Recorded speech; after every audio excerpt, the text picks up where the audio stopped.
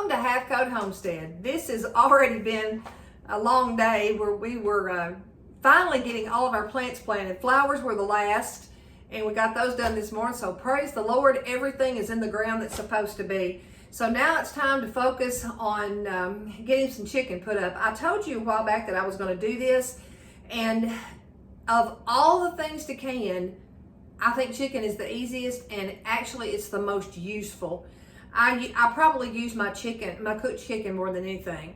It's not the prettiest thing in a jar, but boy, it comes in handy when you're wanting to make a casserole, or like I've got to make a whole bunch of chicken spaghetti, and it's so much easier just to have it like this.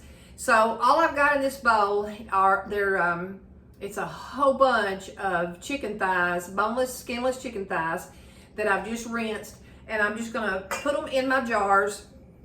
And I don't cut them up. Now, if they got big pieces of fat on them like this one does, I'll get that off because I'm not a chicken fat person. Let me move this out of the way. I'm not a chicken fat person, so I get that off. And then literally all I do is plop it into the jar. And I'm going to get it up to where it curves, and that's going to be it. You don't add any juice. It cooks. I don't like that piece of fat. Let's get that back out of here. That's just a lot of fat. And I don't think there's a whole lot good about chicken fat. So I try to remove as much of that as I can. Some of it's not going to matter. But, and all I do is stick it in the jar, make sure I get all the air pockets out. And I'm going to put just a little piece right here to finish this one up. You don't add any juice. It makes its own juice. And this is the most tender chicken you will ever have. That's a little too much. Okay. That's it. I could probably stand and put a little bit more in there, but I'm not. That's as good as it's going to get. And we're going to go to the next one. Put all the fat over there. My dogs will like that. And I'm hoping to do 18 pints because that's what my pressure cooker will hold.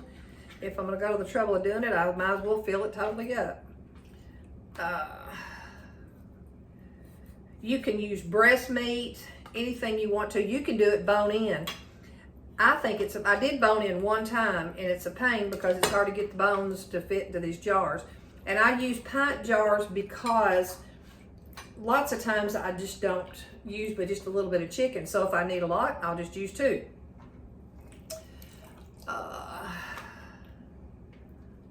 These have more fat on them than normal. Flavor. No, I don't want a mouthful of chicken fat.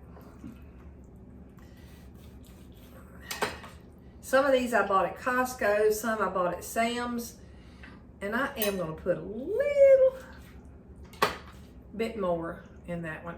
Okay, I'll show you how to do one more, and then I'm going to go and get all these filled up, and then we'll be back, because, I mean, this is it.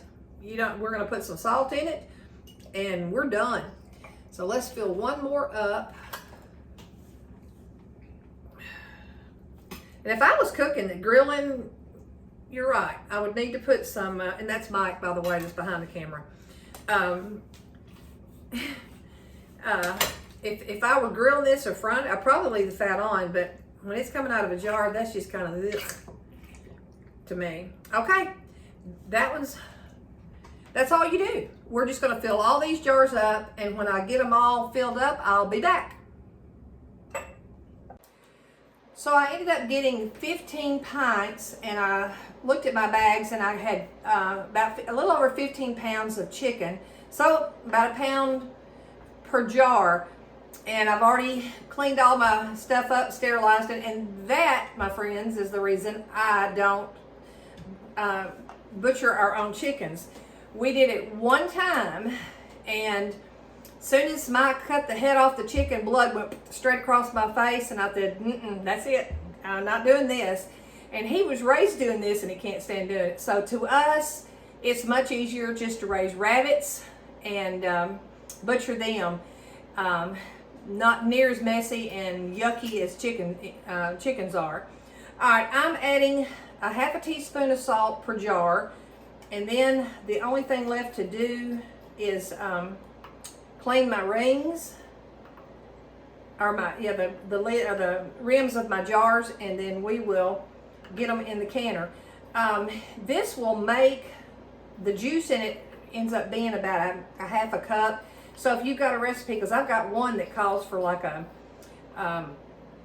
little bit of chicken broth on top of the casserole, and this is enough coming out of it that I don't ever have to open up a jar of my chicken stock.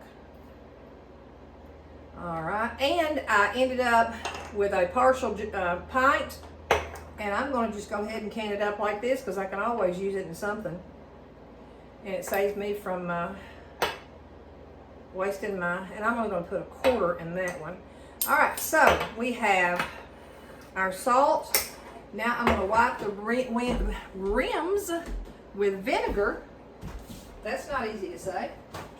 And we'll get the lids on.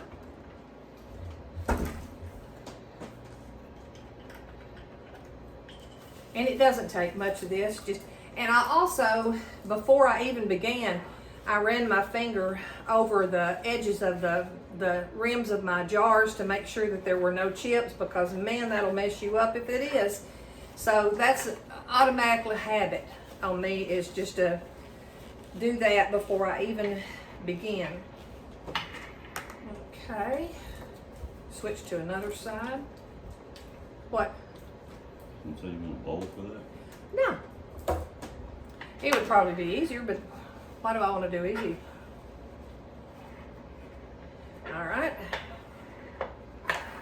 So we're just going to get these cleaned. I already have my water in my canner. Now I'm using a Presto, and it calls for 3 quarts of water. It all depends on what your canner is. So look in your book, and it will tell you how many quarts. Some of them, I think my Miro is 2 quarts. And honestly, I may be using my Miro. I may have too much water in it, but it isn't going to hurt anything. But I have an All-American canner too. It's an older one. And I know people think those are the most wonderful canners, but I think the others work just as well, as long as it gets the job done. Okay, we've about got them done.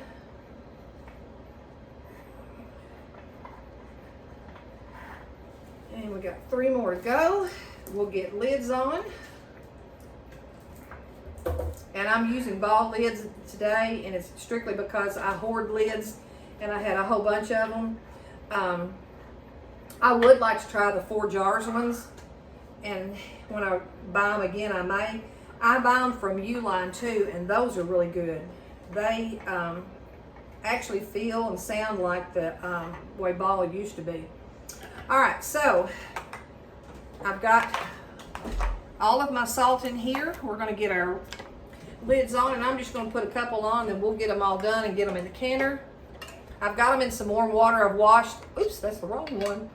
I've washed them, and I know you don't have to put them in warm water anymore, but that's a habit it's hard to break, and it makes me happy, so it's not hurting anything. So, here's one. So we're just going to get these finger tight and get them in the canner, and I'll bring you back when we do that. I've got 2 more jars to put in my canner, and I was just going to show you finger tight just means you just barely tighten it up. You don't want to put it on too tight, or they could buckle while they're in the canner, and you just ruined everything you've done. So I've got them in my canner, and we will put our lid on, and let me check. You always check your gasket to make sure that there's nothing on it, or if there's any cracks. People always talk about how dangerous these canners are. They're really not if you just take the time to watch it and check it. Now, we'll turn the burner on high, and when we have steam coming out the vent, I will bring you back. Well, my canner has been venting for 10 minutes. I don't know if you can see the steam coming out of there or not, but we let it do that for 10 minutes to get all the air out of the canner. And now I'm putting on my weight. It's a 10-pound weight for my elevation. That's what I need. We're going to get it to jiggling. We will, once it starts jiggling, it will process for 90 minutes, and we'll turn it off and cool it down, and we'll show you what our end results are. I wanted to pop back on here just for a second in case somebody does not know what it sounds like for a canner to jiggle. It's just going to pop up in a minute.